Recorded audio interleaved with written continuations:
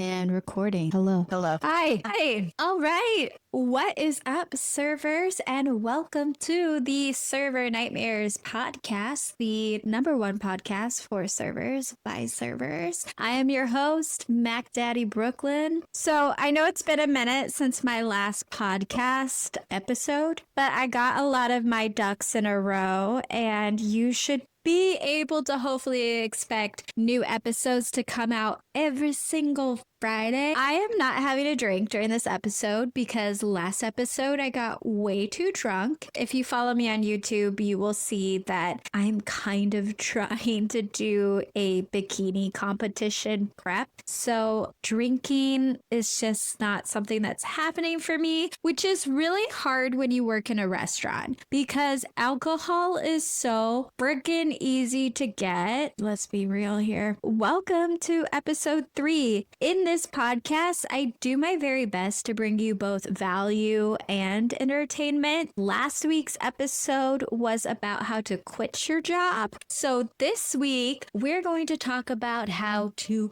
get a serving job. This is very important because it is something that I'm actually doing right now as the restaurant that I'm working at. The well has fully run dry. Just like this whole year at the restaurant, it's been very slow. Money has not been great at this current restaurant, and we were only open 5 days a week, and they just recently cut one of those days. So now the restaurant is only open 4 days a week. We have more servers than we actually need, which is great for coverage, but not great for getting all the shifts that you want. I was going from like 4 to 5 shifts a week to now 2 to 3 shifts a week, and that's just not livable. So yeah, in today's episode, we are going to discuss how to get a serving job. Let's actually start with a cry in the walk-in moment. If you have a server nightmare story to share, just something really awful, or honestly, if you have something really good or cool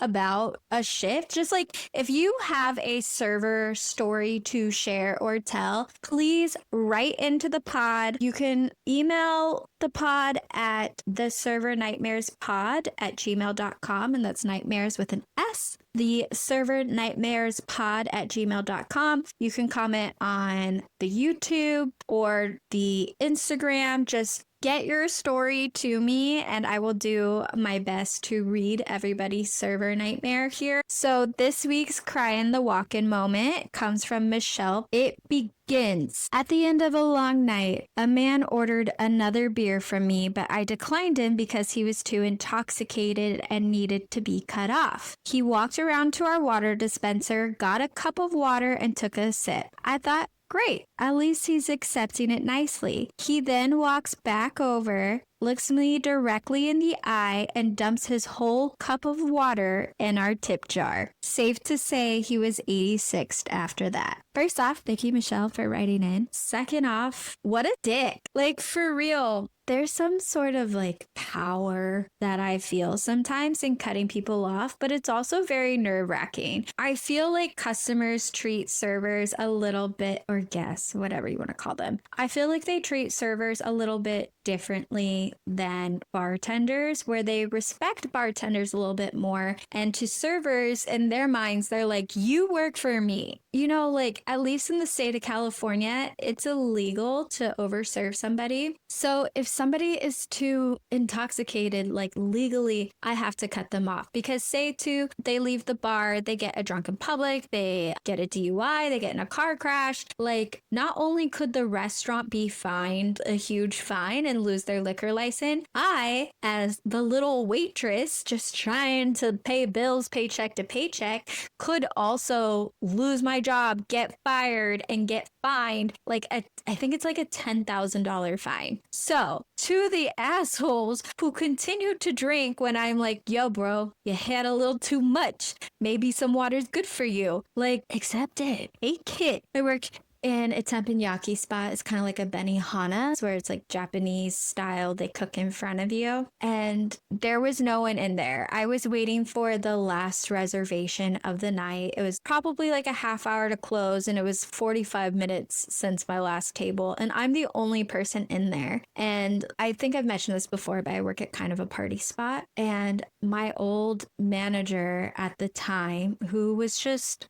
it's like a giant man child. We waited for this last reservation to come in, and because it's teppanyaki, multiple parties sit at one table. I think it was 3 groups of 2 parties, and one of the parties was 2 guys who were clearly drunk and on drugs. They came in, they had talked to my sommelier about getting some sake, and were like, he's on his way. As soon as I went to greet them, they're yelling at me that they want shots, and they're clearly inebriated. I don't know, they're kind of like sketchy, let's be real. And I instantly get this massively uncomfortable feeling. I just like felt in my gut like they were trouble. And I told my manager, I don't think we should serve them any alcohol. I'm done serving them alcohol. I think that they need to leave. Like, I'm getting not good vibes. And he's like, oh, it's fine. And also, I'm just a small girl. It was me and a bartender who kept leaving the bar. So really just me in the room, and then like my manager, and he was like, oh no, I'll be in the room, I'll be fine. So he sits pretty far away at the bar, just like not involved. They were so bad that they're like, oh, we'll give you security. So then I have one of the security guys standing in the room washing this table while they were spending money. They were ordering ribeye and lobster. So it's like they were spending money, but they were so messed up that I just didn't feel safe. You know, like if you have to have security stand in the room, maybe those people shouldn't be in there. Anyways, I just ignore them. So instead of like full blown cutting them off because they did feel like trouble, I just left it alone, stepped away to the side, and I just avoided this table at all costs. It was very impossible to get their order, but eventually I got their order, and I just avoided the table so that they couldn't order more drinks from me. So I'm kind of standing in the room, but kind of far away. I'm with security, and one of the guys in the group starts yelling at his friend to fight him. They got in a fight over something. The teppanyaki chef is there cooking their steaks and lobsters, and the guy stands up, starts yelling at his friend to fight him, but he's so drunk that he falls forward and almost slams his head on the marble slab that is the table for the teppanyaki. And then the other guy stands up and starts yelling at him like they're clearly tripping. They were falling asleep at the table, and then security had to come up, get them, and then kick the one guy who almost fell over and was trying to start the fight out of the bar. And I'm just standing there like, hello, I saw this happening. Like, I knew this was going to happen, but nobody wanted to believe me for whatever reason. And both guys, like the main guy who's been ordering and yelling and ordering me around, goes with his friend who's getting kicked out. And I have to turn to my manager and be like, bro, they gotta pay. They got ribeyes and lobsters. Like, they need to pay. It was probably like a $700 tab. So then my manager's like, oh, okay, and starts to like chase them out. And I was like, just grab the one guy. I was like, don't kick them out fully until they've paid. So finally got the one guy. He brought him back. I was like, I want to put 20% auto grat on this check. And he's like, oh no, it's not a party of 6. And I was like, no, I'm adding auto gratuity. So we ended up getting the check, paying. But it's just like, as servers, like, we know when somebody's had too much to drink. It's very obvious. 1, Michelle, good for you for cutting this person off. And 2, like, y'all don't be afraid to cut somebody off, but also get your manager involved. And like, it's not your fault if your manager does not listen to you or does not know what to do. But to protect yourself as a server, if somebody orders a drink and they've had too much to drink and you've cut them off, but they still order a drink, whatnot, or your manager says it's okay, don't bring it to the table. Let somebody else run it. Let somebody else get in trouble. And like, do communicate to your higher up, like, I don't think this person should be drinking anymore. Yeah. But anyways, thank you, Michelle, for writing. And that guy sounds like an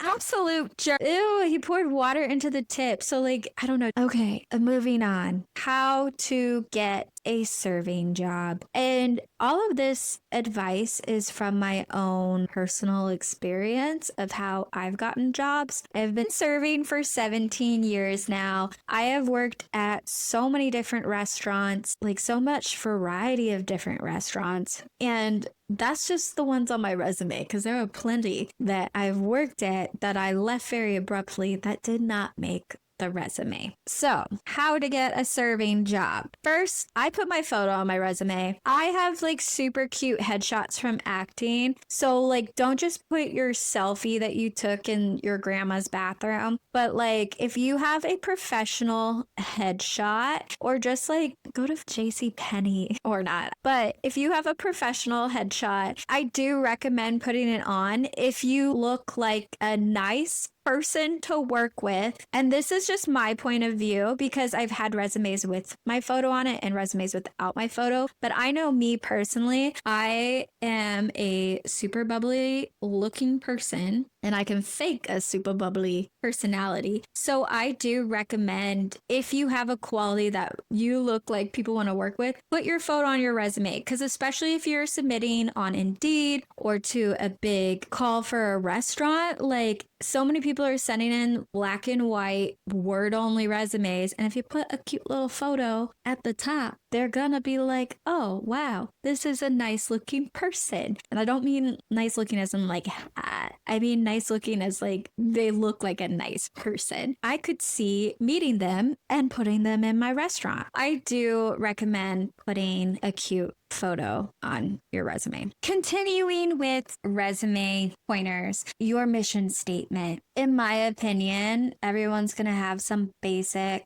mission statement. So make sure to bring some of your personality to it. It really doesn't matter, but a lot of people are going to have the same thing. My serving style is your best friend's little sister invited you to her house for the very first time and is just so excited to have people over. Like, that is how I serve. So I kind of like wrap that somehow into my mission, where it's like, in my opinion, when I am serving, it's very important to me that the guests get an experience that they can't get from home. And then to like also bring financial gains. Like, I'm a salesperson and I want to make money for me and the restaurant. So make sure when writing your mission statement, you know, you can use big words, but try to keep it as personal as possible. And then list all relevant experience. I assume if you're listening to this podcast, you already have serving experience or restaurant experience. So you already have some things to put on your resume. Make sure that the restaurants that you're putting, you've actually been at for more than a year. And that if the current restaurant that you're applying at was to call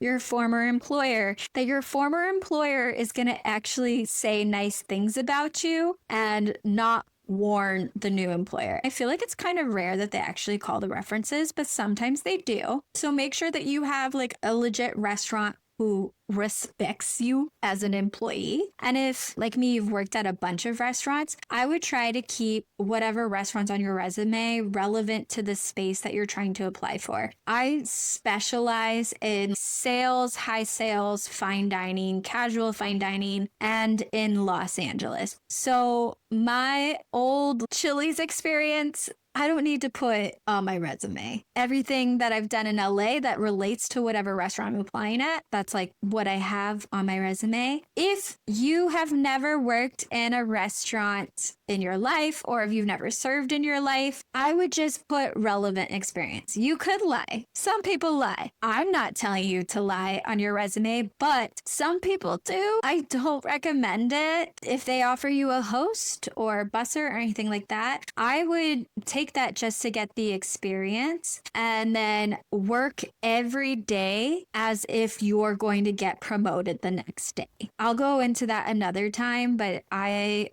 had a serving experience when I was like 23, and I went to apply at an Elephant Bar, which was like a chain from back in the day, one of those theme chains. It was safari themed, but they originally hired me as a host, even though I had serving experience, I think because I was so young and I hadn't worked in like the past couple years because I was in school. But I was only hosting for 3 months, and there were girls who had been there for over a year dying to be servers, but I showed up every day with the intention that I was going to get promoted that day. So I was a brown nosing, ass kissing little shit. I made sure that every shift I worked, I was the best hostess around, to the point where I had people calling into the restaurant to say how wonderful the host was. That was me. Yeah, so if you have relevant experience, like please list that. The things that are going to be most important, is like being able to work in a high volume environment, customer service satisfaction, sales,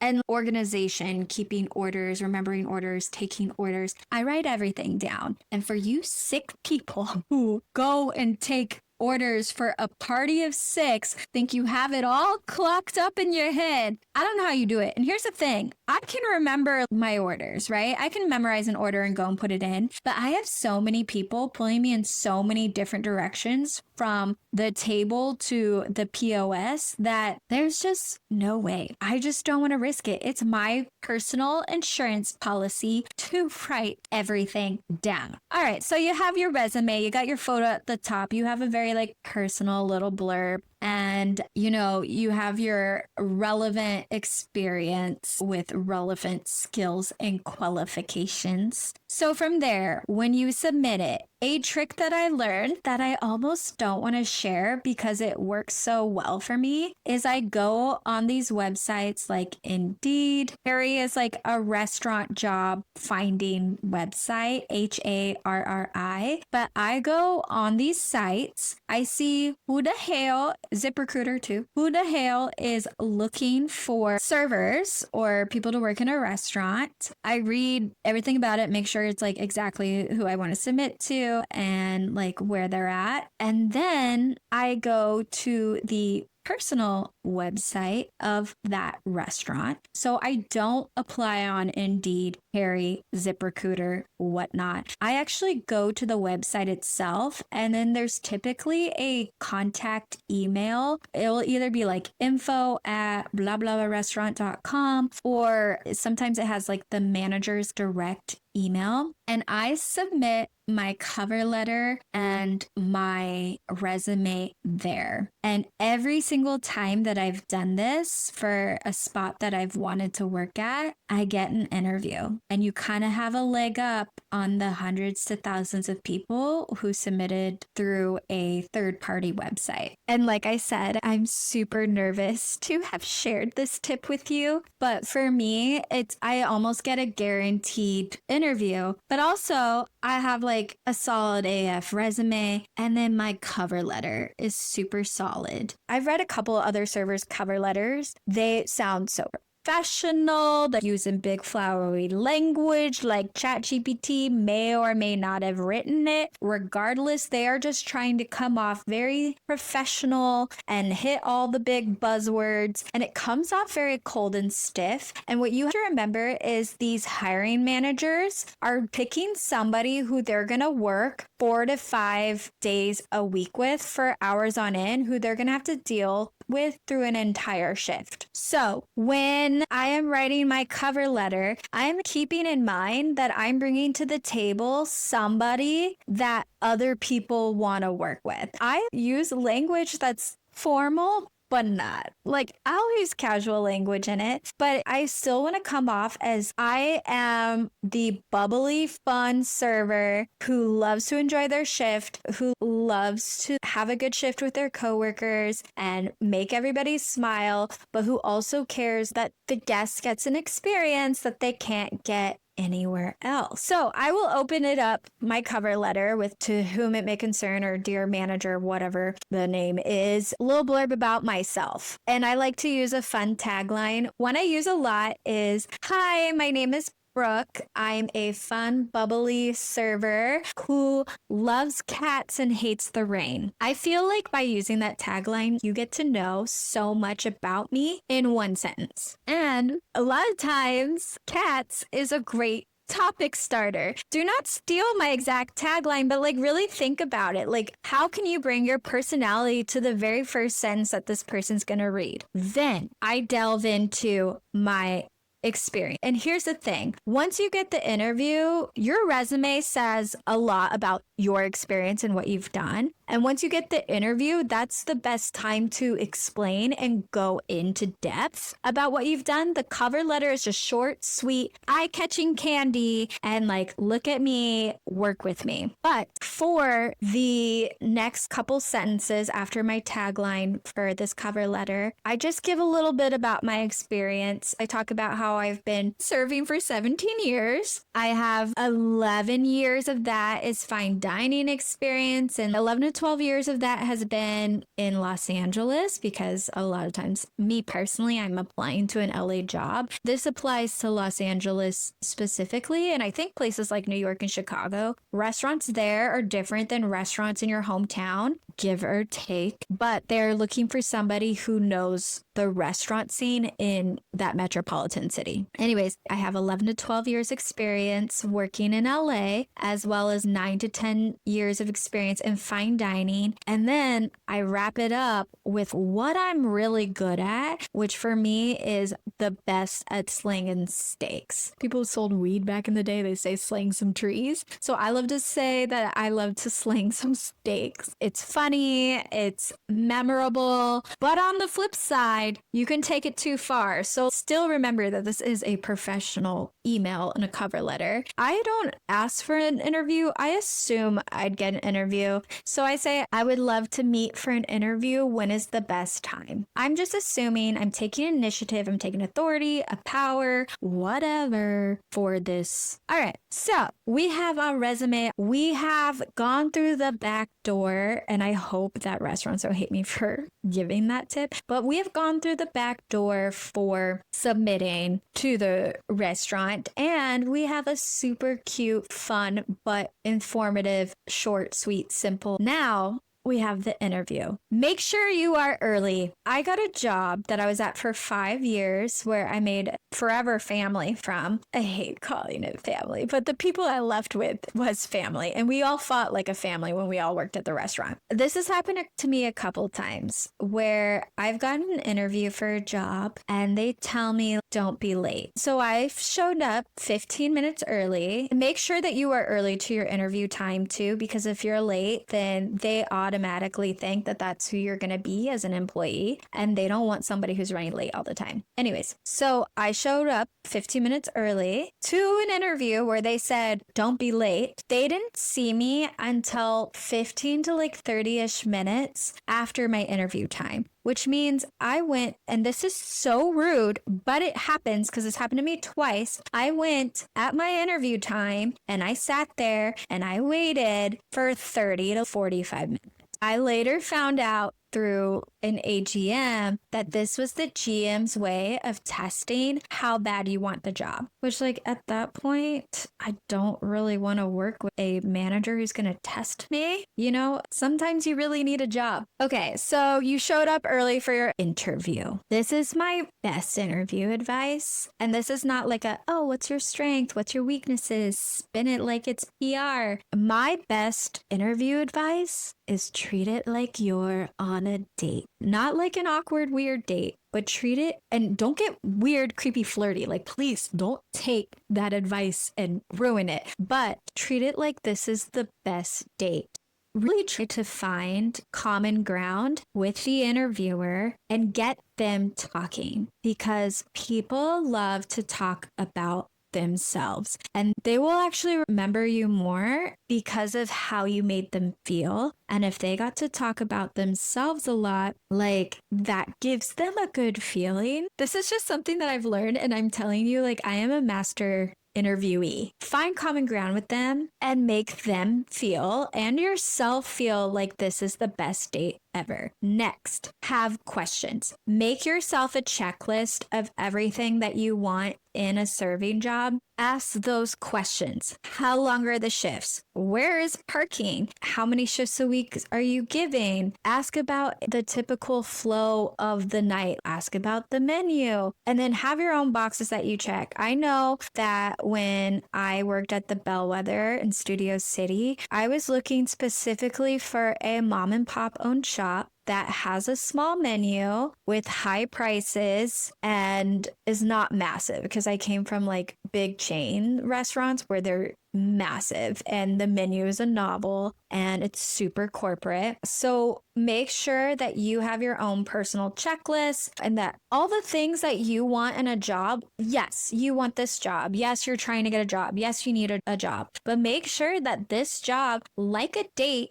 like a future partner, is going to tick off all the boxes in the type of job that you want. So you're having the best date ever with this interviewer. You have them talking a lot. You've asked all of your questions. Bring your personality to it. It's not so much, do they like me? Do they want me? In your head, do I want this job? Can I see myself working here? Make sure that you're really getting that out of the job. Dress professionally, dress for the job that you want. Dress like you look like you're already a part of it. Bring your personality, but don't like force your personality on somebody. And you can tell too, like a date, if you're vibing or not. If you have a server nightmare story, like please write in, because one, I love reading them, and then two, I can share it with the rest of the community. Please leave a review if you are listening to this on Spotify or some other podcast platform. If you're watching this on YouTube, please leave a comment below. Don't forget to follow, like, subscribe, turn on the notification bell, whatever. Again, if this is on YouTube, I post different content on different days of the week. Mondays like fitness, health, and lifestyle. Wednesday, we open Pokemon packs. And then Fridays is the Server Nightmares podcast, which is going to happen every Friday before you have your shift. Thank you, everybody who's listened to the first couple episodes and been patient for this third episode. I promise to give you more consistency from here on out. Thank you all for listening. I'll see you next week. I love you. And if you're on your way to your shift right now, have a good shift, make lots and lots of money, and we'll talk next week. Bye.